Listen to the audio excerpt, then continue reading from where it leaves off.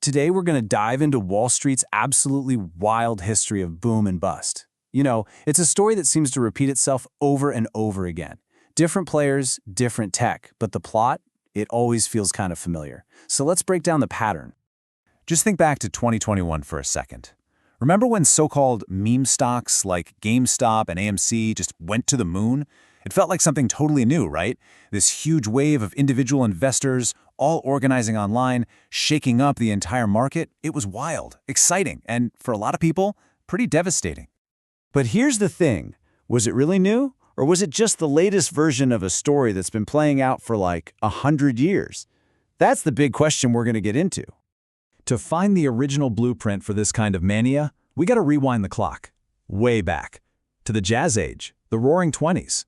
This was really the first time in history that playing the stock market wasn't just for the rich, it became a national obsession. See, after World War I, Wall Street had this big light bulb moment. They'd sold millions of dollars in Liberty bonds during the war, proving that regular Americans were actually willing to invest their money. So the whole focus of the market shifted away from the elite banks and towards these brand new brokerage firms that were designed to give the public direct access to the stock exchange for the very first time. And let me tell you, the market back then was a total Wild West. Sound familiar? You had these big-shot speculators like Jesse Livermore who would form these unregulated groups called pools. They'd secretly buy up a stock, pump up the price with rumors, and then dump it on everyone else.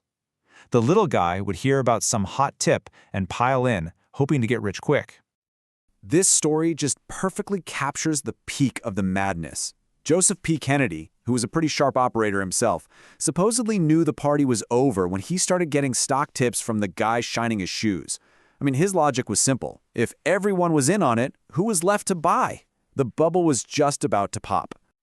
Okay, now let's fast forward. The next big echo of this whole pattern led to the worst financial crisis since the Great Depression. The 2008 meltdown took that same basic idea of speculation and just amplified it on a global scale, using some dangerously complex new technology. At the absolute heart of the 2008 crisis was something called the subprime mortgage. These were basically really risky loans given to people with not-so-great credit. And they often had a nasty catch, a low teaser rate to get you in, which would later balloon into a much higher payment that many people just couldn't afford. So how did these risky little loans cause a complete global catastrophe? It was all about this pipeline. First, lenders made the loans, but then they immediately sold them to investment banks. The banks would then bundle thousands of these mortgages together, slice them up into these really complex new things called mortgage-backed securities and CDOs. And here's the crazy part. They managed to get the credit rating agencies to stamp the riskiest pieces with top-tier AAA ratings.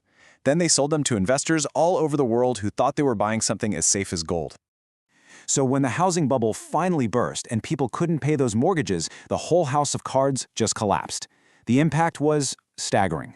U.S. household net worth dropped by nearly $13 trillion. That's a 20% hit, wiping out years of savings and retirement funds for millions of families. This quote from Alan Greenspan, the guy who used to run the Federal Reserve, is just so telling. He's basically admitting that this central belief of free market capitalism, that banks would act rationally to protect themselves from insane risks, had totally, completely failed. The system couldn't regulate itself. A massive part of the problem was the growth of what people call the shadow banking system. Think investment banks, hedge funds. They acted like banks, but they operated outside of all the normal rules. They took on unbelievable amounts of debt, or leverage, which basically supercharged their profits on the way up, but also magnified their losses on the way down, taking the entire economy with them. So, we've seen two massive bubbles, almost a century apart. What is the common thread here? Well, in both cases, new technology created powerful new tools for speculation that just opened the floodgates to the masses. The technology always evolves, but what it does pretty much stays the same. In the 1920s, the tech was the brokerage firm itself, giving people direct market access. In the 2000s, it was complex financial engineering, algorithms building these products so complicated that almost nobody really understood the risk.